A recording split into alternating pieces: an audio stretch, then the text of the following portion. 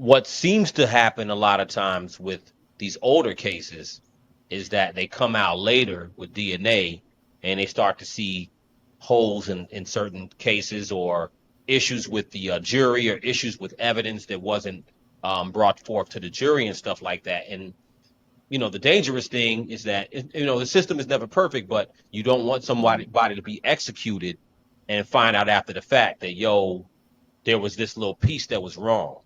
Right. And apparently with this case with Marcellus Williams. So I'm gonna play a little bit of it because I don't know the case like the back of my hand, but from what I understand, before he was executed, because he had a few stays, I believe in 2015, 2017.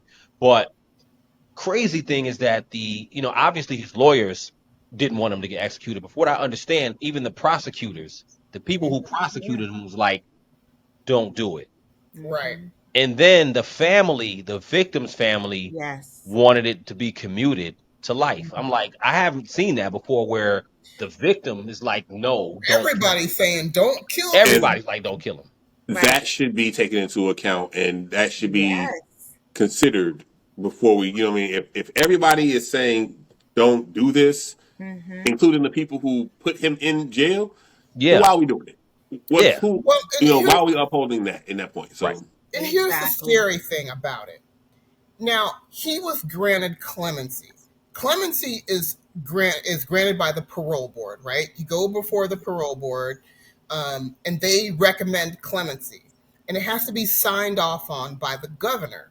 Yeah. Now, he got executed because the governor did not sign off on the clemency order. That is really terrifying to think that now, even though you've gone through the whole process and clemency is granted in so few cases, most Yeah. parole and clemency boards, they deny clemency. It never gets Yeah. past that stage. Yeah. And typically, once you are recommended for clemency, usually the governor signs off and your sentence is commuted. But now your life is in the hands of one person. Forget what the judge said, forget the prosecutors, forget the family, forget the clemency board. That's But crazy. now this man is dead because one person would not sign a document. Yeah. That's terrifying. And I really feel like something in that process alone has got to change. Yeah. Yeah, that is. Yeah. So I'm gonna play this video now. So I want to play the video. This goes back to 2017. Um, I'm just gonna play a quick piece. This is from his lawyer. So this is the reason why they have been trying to get stays, and I don't know if they're trying to get a new trial, but I guess like you said, Twin, they apparently went for clemency. But I'm gonna just play a quick piece of this right here. And in just the last hour, Missouri executed a death row inmate named Marcellus Williams by lethal injection. Now, Williams was put to death over the 1998 murder of newspaper reporter Felicia Gale, and the execution coming hours after the U.S. Supreme Court denied a stay of execution just a day after the state's governor and the Supreme Court both denied clemency to Williams as well.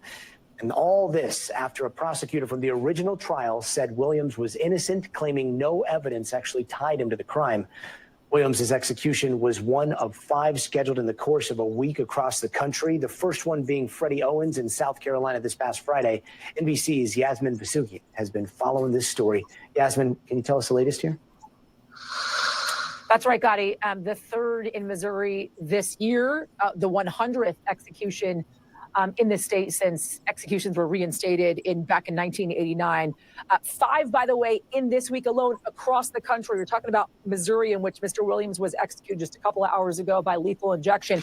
Alabama as well, Oklahoma, South Carolina, Texas. The timing of it all, right? You ask, why are all 5 of these executions happening in this week alone, is really just happenstance in the decision-making process by some of these kind of state Supreme Courts. I will say, though, the argument that was being made by Mr. Williams' attorneys to the Supreme Court to, in fact, stay this execution was waiting to a decision till a decision was made by a similar case as they saw it that was going to be argued in front of the U.S. Supreme Court on October 9th. A statement that was made by the Innocence Project saying this, and I quote, "This closely resembles that of Richard Glossop, who remains on death row in Oklahoma because the state court similarly refused to accept the state's confession of error. If you remember, just yesterday, the state Supreme Court in Missouri essentially did not accept the prosecuting office's admission of possible error in Mr. Williams' case, hence why we are here today. Mr. Williams losing his life to execution by lethal injection just a couple of hours ago. This is crazy. So the actual prosecution admitted to some error, possible error. Yeah. That's crazy, man. Prosecutor said we might have fucked up. They were like, nah, you good. You good. Like, that's Right. insane. But the thing is, Basically, the governor, what was his reasoning for not approving it? That's what I'm trying to figure out. With that all I of this haven't coming read too much forward, into yet. I don't know. I Isn't mean, that's so scary to think of. yeah.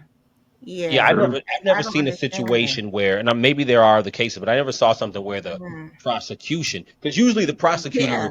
they will go to their grave being like, nah, the evidence is good. They received, the defense Right. received everything in discovery, and they went through all the evidence, and we have no doubt.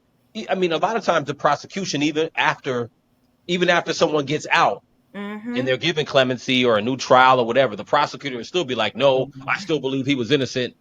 You know what I'm saying? I'm like, Yeah. obviously the person wasn't, but Sheesh. it's It's it's just it's it's wild. terrifying to Wow. think that your life could be in one person's hands who doesn't want to spare your life for political reasons, to to show that you're tough on crime, to satisfy a political party. I mean, it just doesn't make sense that you have all of these people saying, hey, wait a minute, something's wrong here. Yeah. The prosecutor saying, you know what, there isn't actually any evidence that ties him to this crime. So now then what are we doing here?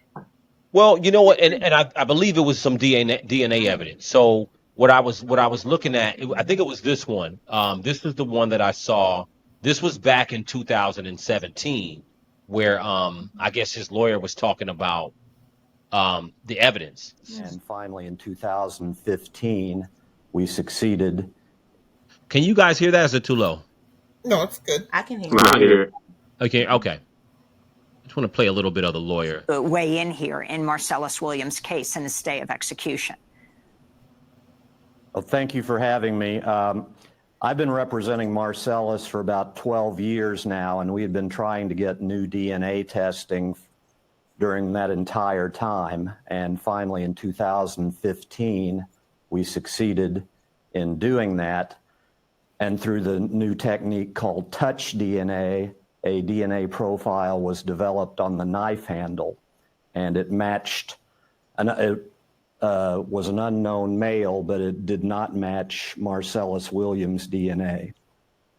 Now, he has been in jail for, 17 years about?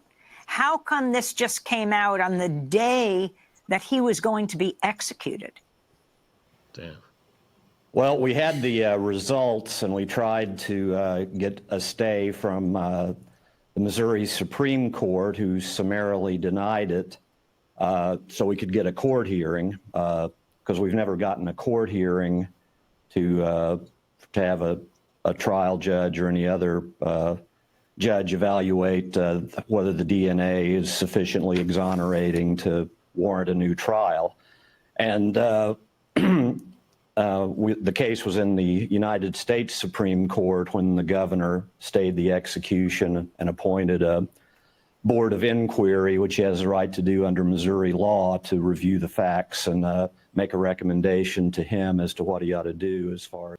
So that was apparently that was in 2017. So that was what almost 8 years ago, when they were talking about they did some DNA evidence, and the DNA linked to someone else. So I don't even understand why he was executed, but I think for me, I was looking at this and I was saying, part of what I wanted to talk about tonight was like, obviously there's a difference between black people and white people when it comes to sentences.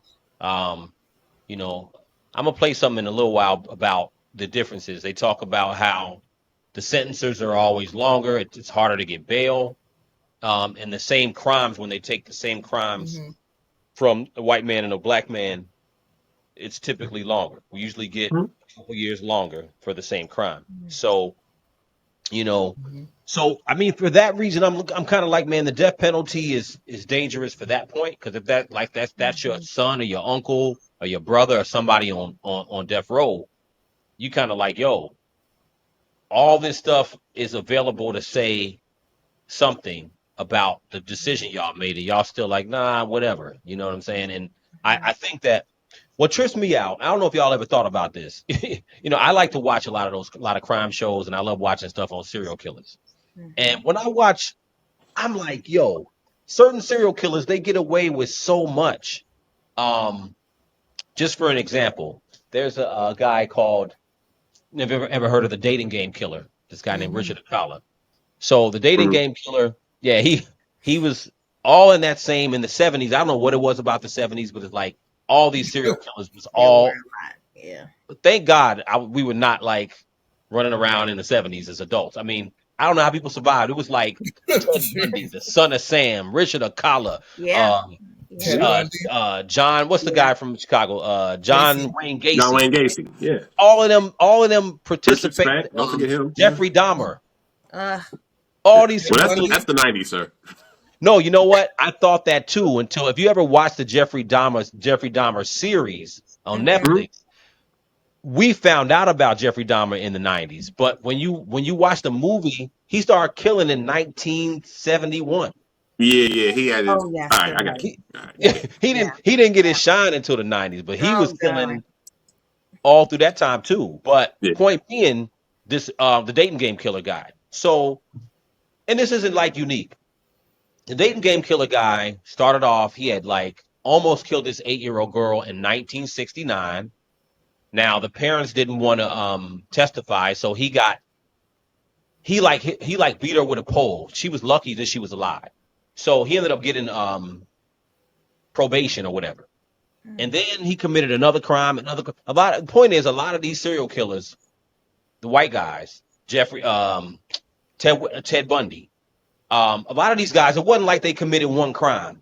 These guys committed multiple crimes before they ever got to the point where they were like this guy, Marcellus Williams, put to death.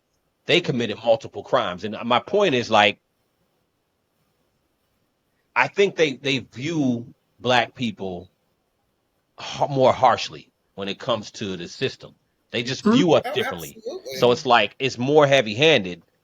And I'm just like, I don't know if y'all noticed that when you look at certain killers, I'm like, yo, how did they even get to the point where they was killing that many people? I mean, And it's not, and like I said, they didn't get caught Well, I think after they killed so many people. They got caught on murder 1 or murder 2 or attempted murder 1 or 2, and was able to get out. And I never seen that happen with black men. Black men, if you do attempt murder, you're gonna do damn near life.